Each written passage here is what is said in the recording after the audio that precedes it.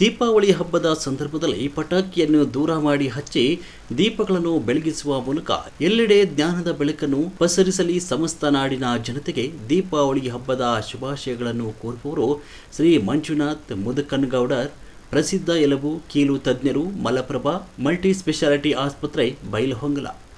ವರದಿಗಾರರು ರುದ್ರಪ್ಪ, ಹುಬ್ಳಿ.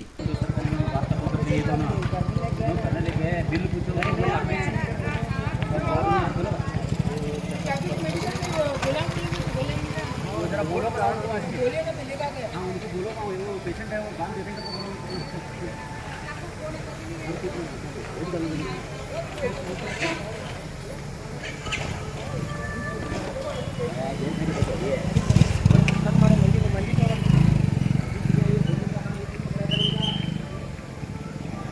ನಮಸ್ಕಾರ, ನಾನು ಡಾಕ್ಟರ್ ಮಂಜುನಾಥ್ ಮುದಕನಗೌಡರ್, ಎಲುಬು ಕೀಲು ತಜ್ಞರು, ಮಲಪ್ರಭಾ ಆಸ್ಪತ್ರೆ, ಬೈಲಹೊಂಗಲ್.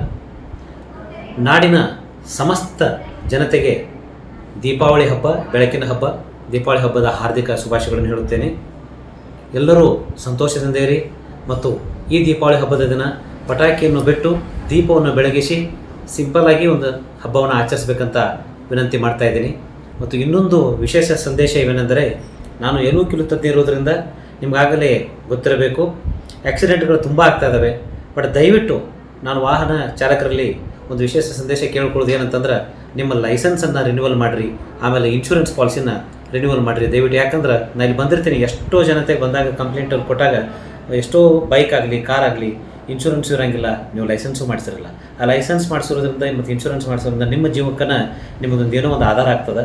ಸೊ ಕಾನೂನು ಪ್ರಕಾರ ಎಲ್ಲರೂ ಹೆಲ್ಮೆಟ್ ಧರಿಸಬೇಕು ಮತ್ತು ಲೈಸೆನ್ಸ್ ಮತ್ತು ಇನ್ಶೂರೆನ್ಸನ್ನು ರಿನ್ಯೂ ಮಾಡ್ಬೇಕಂತ ಹೇಳ್ತಾ ಮತ್ತೊಮ್ಮೆ ಸಮಸ್ತ ನಾಡಿನ ಜನತೆಗೆ ದೀಪಾವಳಿ ಹಬ್ಬದ ಹಾರ್ದಿಕ ಶುಭಾಶಯಗಳನ್ನು ಕೋರುತ್ತೇನೆ. ನಮಸ್ಕಾರ.